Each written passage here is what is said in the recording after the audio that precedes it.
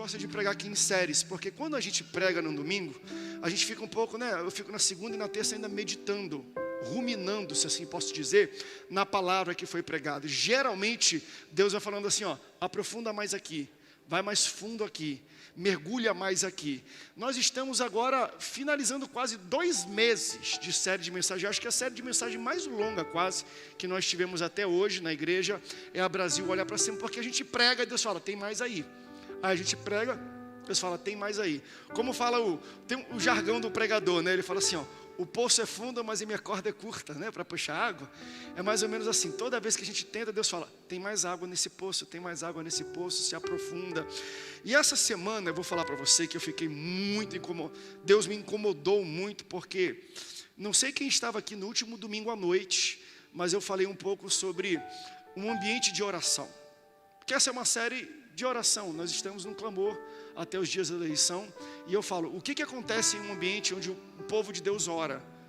E eu mencionei aquele diálogo que Jesus teve com os seus discípulos. Jesus estava orando, depois Jesus vai aos discípulos e ele fala assim, quem o povo está dizendo que eu sou? Fala, um está dizendo que é João Batista, outro um dos profetas, e depois Jesus afunila a pergunta e fala assim, e vocês? Quem vocês dizem que eu sou? E o questionamento que eu fiz foi, você tem clareza de quem Jesus é? Porque não adianta você estar seguindo alguém que você não conhece.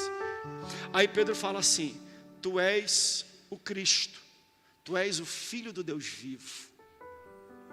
Aí Jesus, pela primeira vez na Bíblia é citada a palavra igreja. A palavra igreja é citada pela primeira vez depois de uma confissão de quem Jesus era. Aí Jesus fala assim, não foi carne nem sangue que te revelou, mas foi o meu Pai do céu. Sobre esta rocha edificarei a minha igreja. Ele não falou que ia edificar sobre Pedro, porque a igreja não é edificada em homens. Mas olha que interessante, e eu quero que você entenda essa minha fala.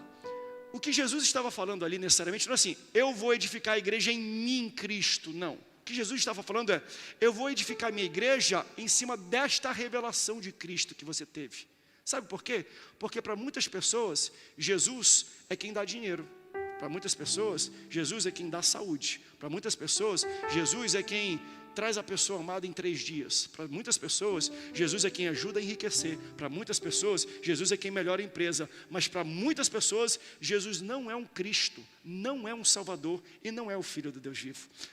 A igreja, ela é fundamentada e fundada em cima da revelação da identidade de um Cristo, Filho de Deus vivo e Salvador. Então, se você veio aqui esta tarde, e eu falei aquilo nessa noite, se você não tem Cristo como Salvador na sua vida, você não é a igreja de Cristo. Porque ele fala sobre esta verdade, revelação, eu vou edificar a minha igreja. Jesus não reconhece como igreja, uma igreja que não o reconhece como Cristo. Primeiro a gente tem que entender e dizer que Ele é Cristo e Salvador. Depois Ele chama a gente de igreja. Quantos estão entendendo isso? Aí o que Deus falou? Claro, eu me aprofundei um pouco sobre a palavra revelação. Que se você for ver na teologia, daqui a pouco eu vou pedir para você sentar, eu já vou ler o texto, tá? Porque na palavra de Deus tem logos e rema. Logos é a palavra, é o verbo. A nossa Bíblia, você abre aqui, ela é o logos de Deus, é a palavra expressa de Deus. Só que dentro da palavra expressa de Deus existe a rema, que é uma revelação baseada nessa palavra. Rema é aquilo que Deus nos dá para o momento. Você entende que a palavra de Deus e a Bíblia, ela serve para todos os anos, para todas as épocas e para todas as estações, mas a rema não, rema é uma palavra para agora. Sabe por que Pedro andou sobre as águas? Porque Jesus deu para ele um rema. Não um remo para ele remar, uma rema. Falou assim, anda. Jesus lançou uma palavra e ele pisou em cima dessa palavra. E essa palavra deu firmeza para ele andar. Se você sair daqui agora, for lá no parque da cidade, lá naquele lago que tem ali, falar, Senhor, está escrito que Pedro andou sobre as águas, e assim como ele andou, eu vou andar. No primeiro piso que você dá, você mergulha e cai dentro da água. Por quê? Porque aquilo não era um logos, era um rema. Rema é para o momento. você só pisa na água se Deus falar para você pisar na água. Porque às vezes Deus vai falar para Pedro, Deus vai falar para o João, Deus vai falar para o pastor Sandro e não vai falar para mim. Eu não posso viver de revelação que Deus tem para a vida do pastor Sandro. Eu preciso viver do rema que Deus tem para a minha vida, ou do logos que Ele já nos dá. Então a gente tem que entender algumas coisas, porque muitas vezes a gente não interpreta bem a palavra, mas a tua palavra diz, e fulano fez isso, mas aquilo é um rema para ele. Busque em Deus a revelação que Deus tem para a tua vida, que você vai andar, você vai pisar, você vai progredir em cima desta palavra. Aí depois Ele me levou para a cruz do Calvário, porque hoje nós temos a Santa Ceia, e tem uma frase de Jesus que Ele fala assim, está consumado. A palavra consumado é, está feito, finalizado.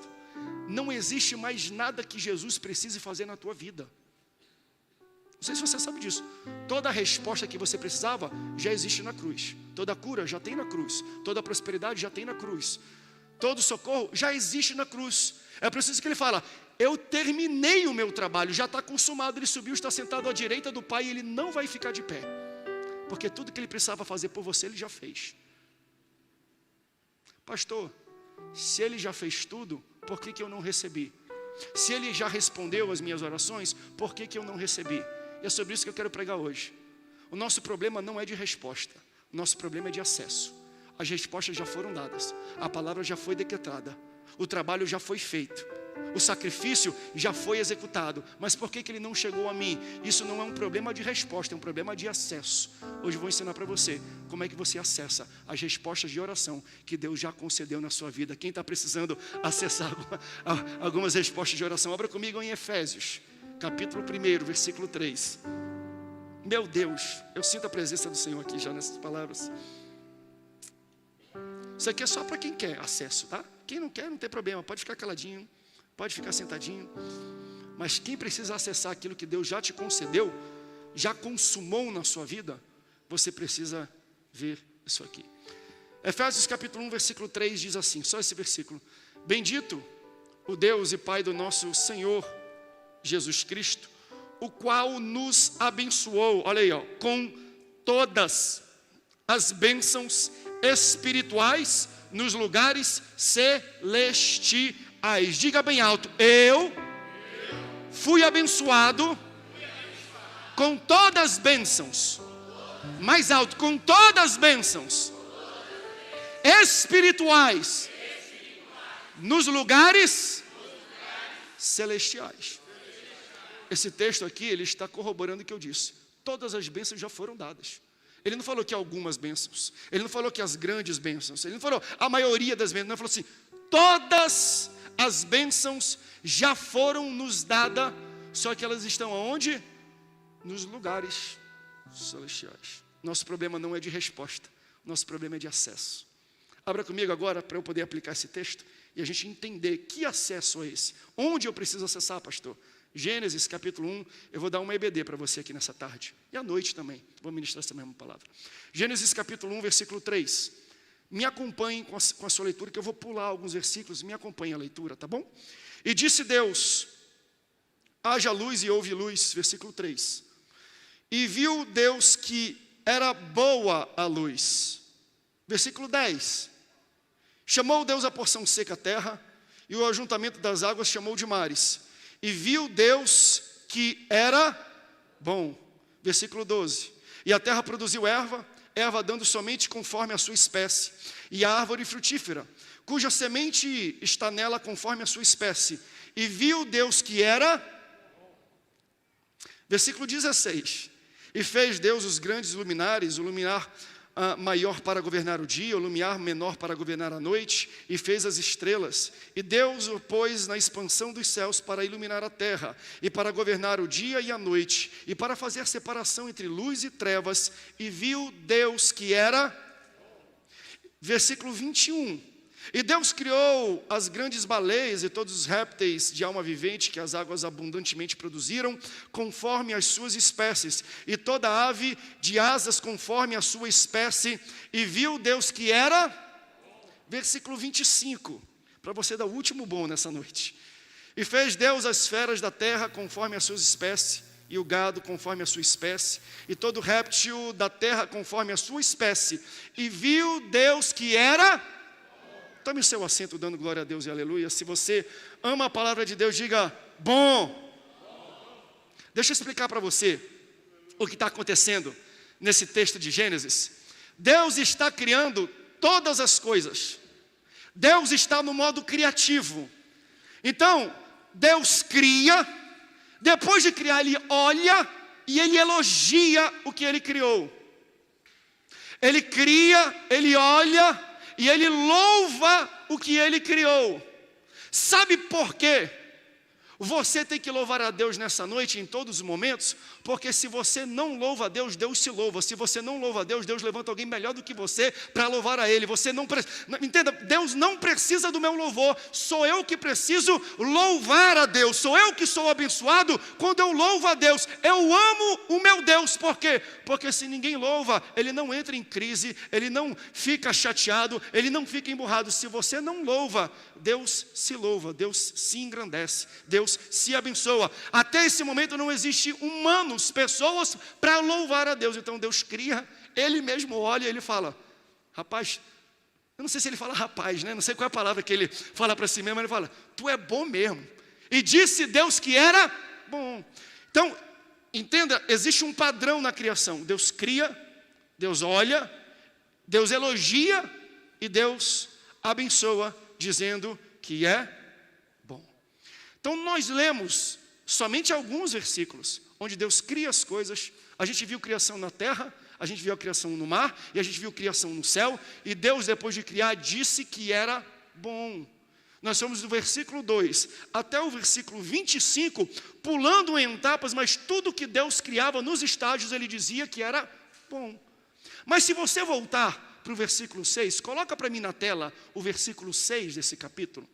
Ele está no meio da criação, lembra? Ele começa no versículo 2, criando a luz, dizendo que é bom. Ele cria a terra, ele diz que é bom. Quando chega no versículo 6, se puder botar na tela para mim, por favor, eu quero ler com você, porque existe algo um pouco diferente do natural e do normal no versículo 6. E disse Deus, haja uma expansão no meio das águas, e haja separação entre as águas e as águas. Versículo 7. Tcharam. Não é bom esse telão. E fez Deus a expansão, olha o que Ele está criando, a expansão. E fez a separação entre as águas que estavam debaixo da expansão e as águas que estavam sobre a expansão. E assim foi. Espera aí. Deus está criando todas as coisas, depois de criar, Ele olha e Ele diz que é bom, Ele elogia e Ele abençoa. Só que quando Deus cria a separação das águas, a separação que existe na expansão que está debaixo da terra e acima da terra, que nós chamamos de firmamento, quando Deus cria o firmamento, Deus diz assim, e assim foi. Por que que todo mundo recebeu um bom e o firmamento recebeu um e assim foi? Por que que Deus abençoa todas as coisas, menos o firmamento? Por quê? Para a gente entender isso primeiro, a gente tem que entender o que é firmamento. E eu vou dar para você um pouco de uma interpretação muito simples e interessante. Às vezes é simples demais para parecer verdade, mas a Bíblia é simples às vezes, a gente que complica ela. Você tem que entender, para entender primeiro o conceito de firmamento, que é uma expansão, é uma dimensão que existe fora da nossa atmosfera, e eu vou chegar nesse momento, mas você tem que entender por hora que Satanás rebelou do céu e levou 1/3 dos anjos. Deus, na sua presciência, antes de acontecer, ele já antevia que existiria uma rebelião de Satanás que levaria parte dos anjos, seriam expulsos do céu. Então Deus expulsa Satanás e seus demônios do céu, só que quando eles são expulsos, eles precisam ir para algum lugar. Você sabia que Satanás não está no inferno? Embora a teologia de muitos entenda isso, vai lá para Apocalipse que você vai entender. O inferno é um local que foi feito e foi preparado para Satanás habitar. Satanás ainda vai para o inferno depois do julgamento eterno dele e a punição. Qual é a punição de Satanás e de todos os demônios e aqueles que não confessam a Jesus como seu Salvador? Eles vão morar eternamente no inferno. Só que eles ainda não estão no inferno. Irão para o inferno só depois do grande julgamento do trono branco. Pastor, se Satanás foi expulso do céu e ele ainda não está no inferno, Onde é que ele está, pastor? E tem gente já tremendo, com medo. Não, calma, ele não está sentado do seu lado hoje, não. Tem gente até que pensou, pastor, o Satanás está lá em casa com o controle remoto na mão, sentado, vendo jogo de futebol. Se Satanás está amarrado, se ele não está no céu e não está no inferno, onde é que ele está, pastor? Onde é que Satanás habita? Onde é que os demônios estão? A palavra firmamento, ela aparece no Antigo Testamento, em hebraico, mas ela tem também uma palavra direta no Novo Testamento, que vem do grego, que significa e é traduzida como ar. Antigo Testamento nós lemos como firmamento. Novo Testamento nós lemos como ar. A Bíblia em Efésios 2 diz que Satanás é o príncipe da potestade do ar, o príncipe do poder do ar, ele é o príncipe do poder do firmamento. Então, Deus, na sua presciência, antes da criação dos anjos, sabia que eles se rebelariam e um terço sairia com Satanás. Então ele falou assim, eu vou criar um ambiente que vai conter, eu vou criar um espaço que vai segurar Satanás e os demônios até o dia do julgamento eterno deles. Então Deus criou o firmamento, e porque Deus criou o firmamento, sabendo que Satanás ia habitar lá, Deus se recusou de abençoar. Deus não vai dizer que é bom um local onde Satanás existe. Deus não vai abençoar um local onde Satanás reside. Deus não vai abençoar e prosperar um local onde Satanás está presente. Por quê? Porque tudo aquilo que Deus cria e diz que é bom, é um local para que Ele venha habitar. Deus cria todas as coisas e dá um bom. Quando Ele cria o firmamento, a casa de Satanás temporária, Deus não faz nada. Deus diz assim, e assim foi. Quantos podem dar glória a Deus por isso? Então, deixa eu desenhar para você. Eu falei que isso aqui é uma EBD. Deixa eu colocar um slide para você. Coloque esse slide para mim, por favor, na tela que eu passei.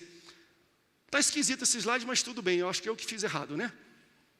Vocês estão vendo 3 separações, porque a Bíblia Sagrada, ela cita 3 céus. Primeiro o céu nosso, a atmosfera. Nós vemos aqui os grandes luminares, nós vemos a Via Láctea, nós vemos os planetas e por aí vai. A Bíblia também cita naquilo que Paulo tem. Paulo, ele tem um arrebatamento e ele vai visitar e ele enxerga o terceiro céu. Nesse terceiro céu ele deixa bem claro e cita, o terceiro céu é a habitação de Deus, é o local onde Deus mora. Não é necessariamente um local físico, gente, mas talvez uma dimensão. Então existe o primeiro céu, que é aquele criado por nós, visível, que nós entendemos com telescópio, ou quando nós vemos essa grande expansão azul com nuvens. Isso aqui é o nosso céu. Existe o terceiro céu, que é o habitat de Deus, mas entre o primeiro céu e o terceiro céu existe o segundo céu. Qual é o nome do segundo céu? Antigo Testamento, firmamento. Novo Testamento, ar. Efésios capítulo 2, Satanás é o príncipe do poder do firmamento, príncipe do poder do ar. Efésios 6, a nossa guerra não é contra carne e nem sangue, mas contra principados e potestades nas regiões celestiais. O céu número 2 é chamado de região celestial. E esse texto diz que nessa região existem guerras, existem lutas, existem batalhas. Por que existe batalha? A nossa arma não é contra homens, carne nem sangue, mas é contra potestades e demônios e Satanás nas regiões celestiais. Por que a região celestial, o segundo céu, é uma região de guerra, pastor? Porque nós lemos em Efésios capítulo 1, versículo 3, todas as bênçãos espirituais já foram dadas nas regiões celestiais. Sabe por que tem guerra na região celestial? Porque tem bênção na região celestial. E quando Satanás vê a bênção de Deus te alcançando e passando pela região celestial, ele ateia fogo, ele declara guerra, porque ele não quer que o que acontece no céu número 3 alcance o céu número 1, porque você está orando pedindo bênção e resposta de Deus, e Deus do céu está falando, eu já te abençoei, está aqui a cura, está aqui a resposta, está aqui a provisão. Só que para chegar para a gente no céu número 1 tem que passar pelo céu número 2. Estou desenhando isso aqui, beabá de escatologia, vamos dizer assim, de guerra espiritual. Eu aprendo na interpretação do texto de Efésios e no entendimento do terceiro céu que Paulo visitou, que o problema da igreja de cada um de nós não é de resposta, é de acesso. Porque o texto da Bíblia me diz que todas as bênçãos que Deus tem para a minha vida já foram liberadas e elas estão disponíveis para mim. Aonde, pastor? Na minha casa, na igreja? Não. nas regiões celestiais. O nosso problema não é de resposta, o nosso problema é de acesso. Então eu preciso acessar essa região celestial e transportar a bênção que Deus depositou para mim lá e trazer para cá. Pastor, como é que eu transporto o que existe no céu número 2 para a minha dimensão no céu de número 1? Fala para a pessoa do teu lado, a resposta é oração. Fala para ela. Estamos na campanha de oração e Deus falou para mim, André, fala um pouco mais sobre o poder da oração. Fala um pouco mais sobre o que acontece quando o meu povo ora. Os discípulos procuraram Jesus e falaram assim, Senhor, ensina-nos a orar. Aí Deus falou assim, ore assim, eu vou ensinar para vocês. Pai nosso que está no céu, santificado seja o seu nome. Venha a nós o teu reino. O que Jesus está falando é, ore para que a vida do céu número 3 se manifeste no número 1. Só que para a vida do céu número 3 se manifestar no céu número 1, ele tem que passar no meio do céu número 2. O nosso problema não é resposta. Tudo que Jesus conquistou na cruz já está disponível para a sua igreja. Não deu vontade de cantar aquela música do Marcos Góes? Tudo que o Senhor conquistou na cruz é direito nosso, é nossa herança. Não ore para Deus falando, Deus, por que tu não abriu a boca? Por que tu não respondeu? Ele já disse pelo Logos, pela palavra, que todas as bênçãos já foram dadas. É você que precisa acessar os ambientes celestiais através da oração para abraçar e tomar posse daquilo que Deus já te deu. Quantos podem glorificar a Deus? Eu sinto Deus nessa palavra. Então, qual é a chave, pastor, para eu entrar nesse ambiente? Oração. O próprio Jesus fala, eu vou dar para vocês a chave do reino.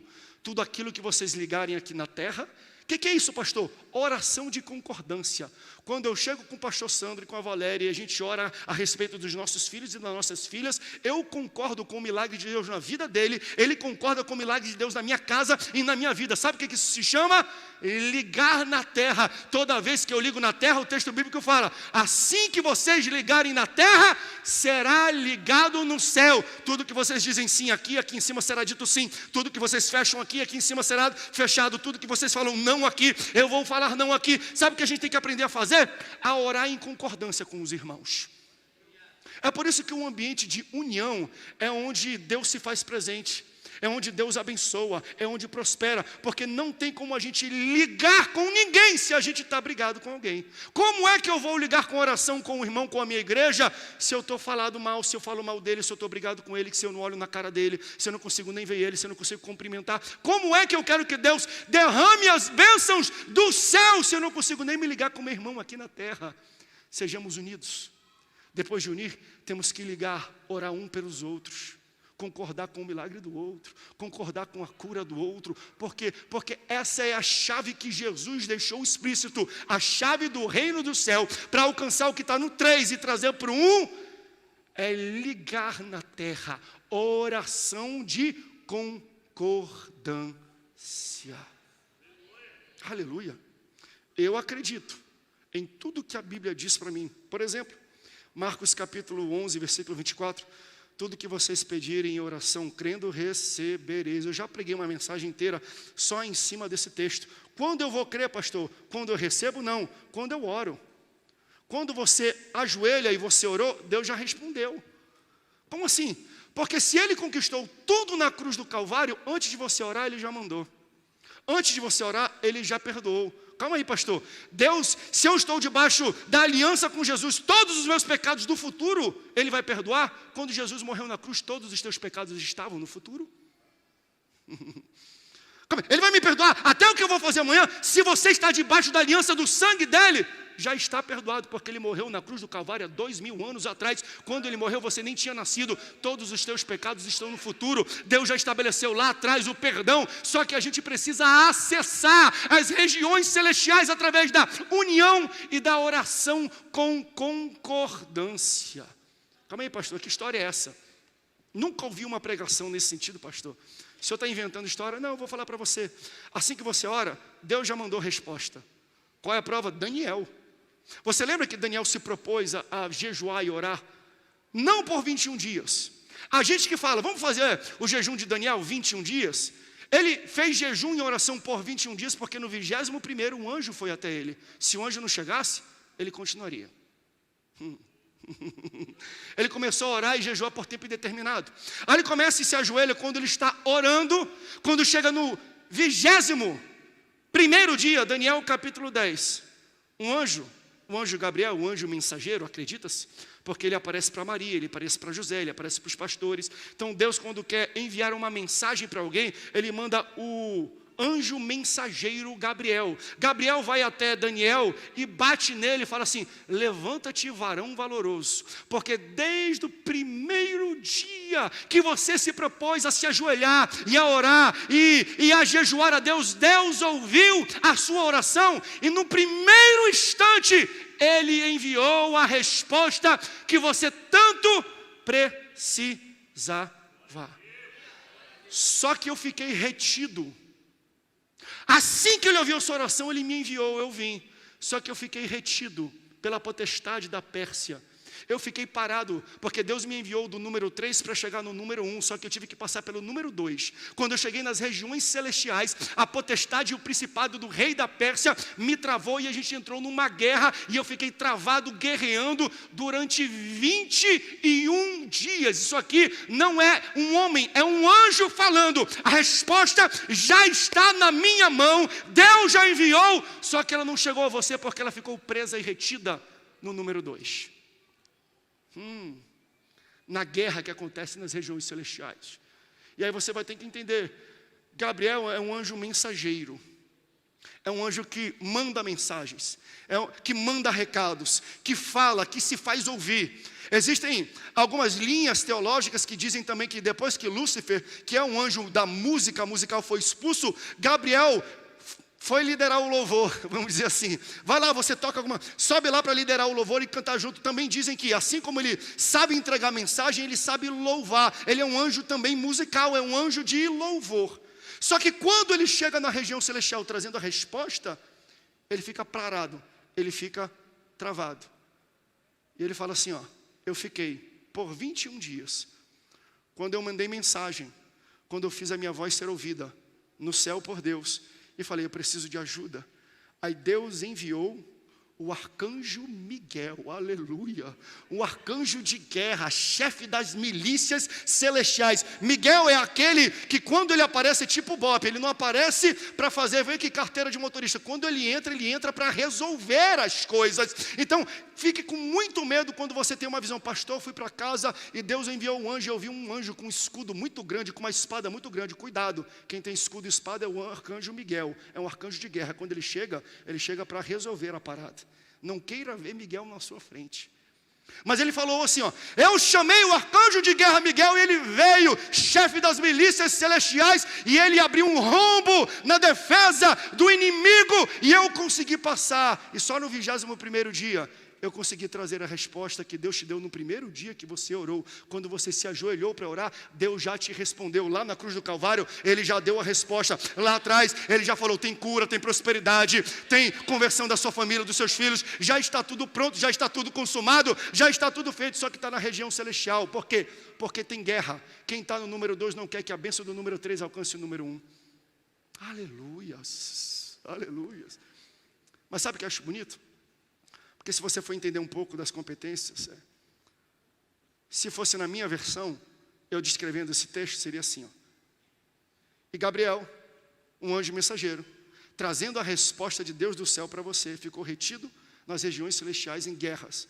E como ele não sabia lutar, como ele não sabia brigar, como ele não sabia guerrear, porque ele não era um anjo de guerra, ele era um anjo mensageiro, ele fez o que ele sabia fazer.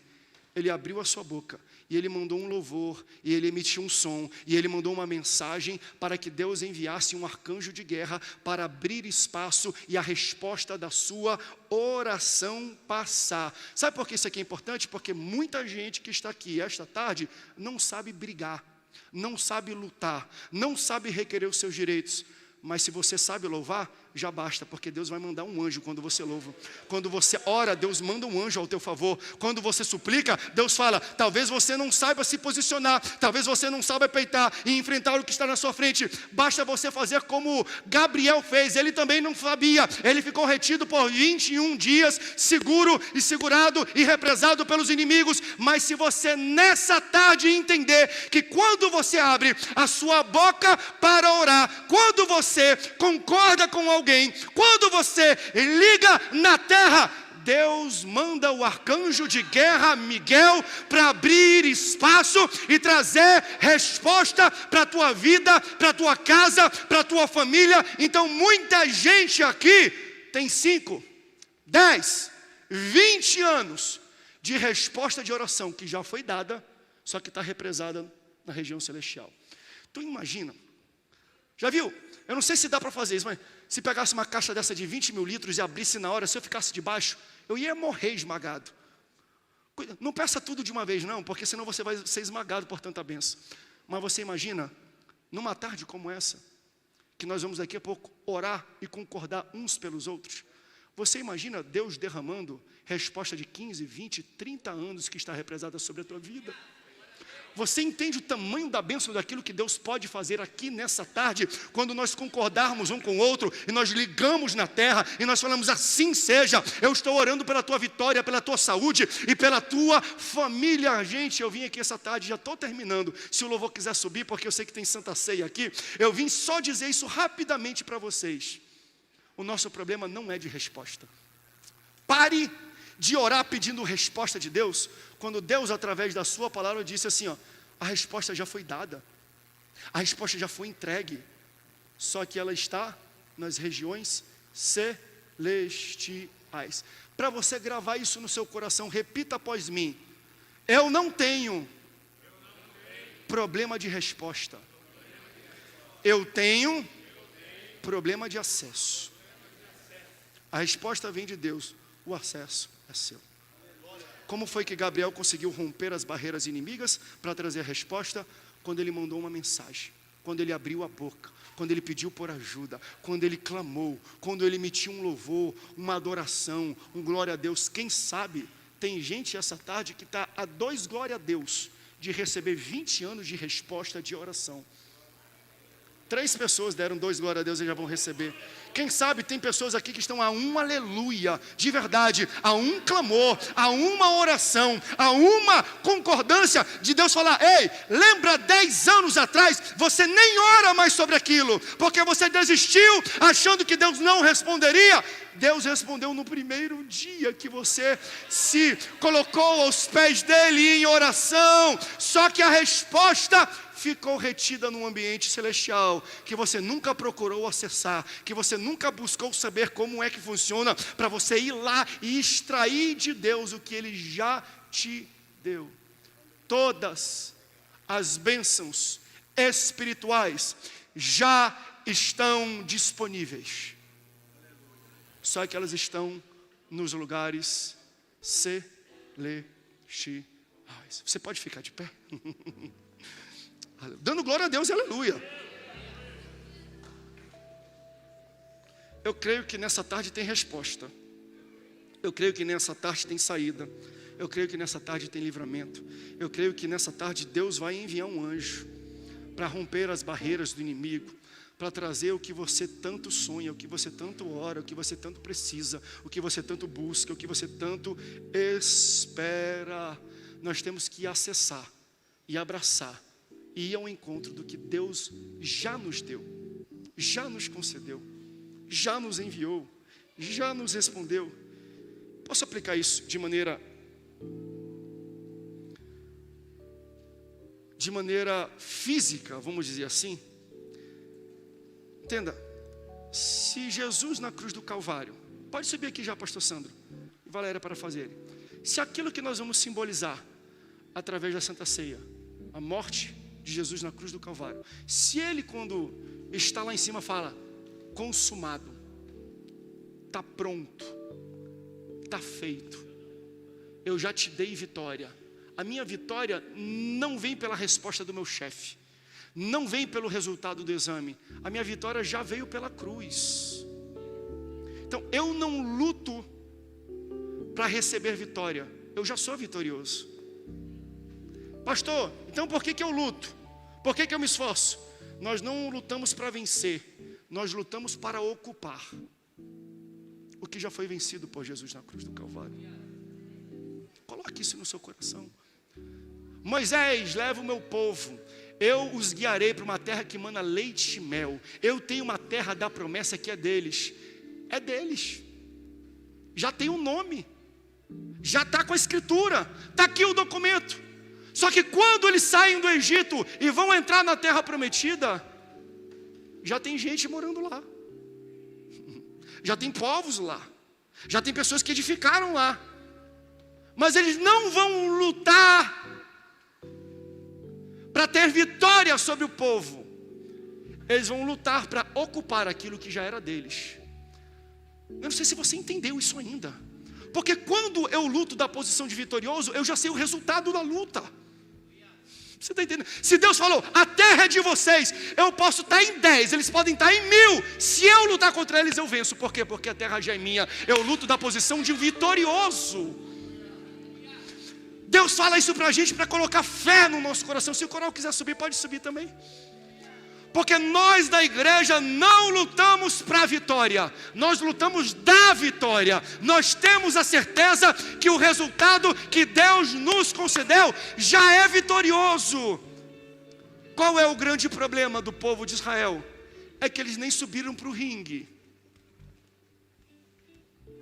Se eles subissem para a luta, eles ganhariam. Então Satanás, ele faz isso às vezes.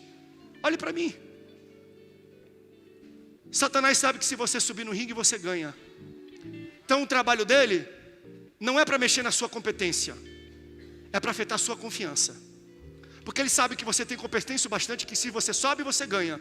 Então o que ele faz? Ele não pode nem subir, eu vou mexer na confiança, que ele nem vai subir no ringue. Eu vim aqui essa tarde falar para você, se Deus tem uma promessa, se Deus te deu uma palavra, seja logos, seja rema, seja uma revelação, se Deus fez isso, já é seu. Já é seu, já está disponível, já tem o seu nome, já tem a sua impressão digital na bênção que Deus dá. Pastor, por que não chegou na minha mão ainda? Porque você ainda não foi de contra para acessar e ocupar a terra que Deus já te concedeu. Você entende? Deus não vai pegar a terra e teletransportar até eles. Eles que têm que entrar e conquistar a terra que Deus já entregou para eles. Assim são com os milagres e com as respostas. A tua terra prometida, aquela resposta, já é tua. E aí? Você vai em direção a ela e ocupar aquilo que Deus já te deu? Porque todas as bênçãos espirituais já estão prontas. Só que estão nas regiões celestiais. Esperando uma oração, esperando uma concordância, esperando alguém olhar para o lado e falar assim, eu concordo com a tua vitória. Portanto, nesse momento de comunhão com Deus, nós vamos ministrar a ceia, mas lembre, a ceia é um momento para você fazer uma autoanálise, ao mesmo tempo é um momento da gente entrar em comunhão com o outro. Enquanto nós estivermos ceando, em algum momento você vai trocar o cálice, antes de tomar o cálice, você vai falar assim para a pessoa, eu concordo com a tua vitória, eu quero ligar na terra aquilo que você está orando e pedindo a Deus. Eu creio que essa será uma tarde que Deus vai abrir rombos nas regiões celestiais e vai fazer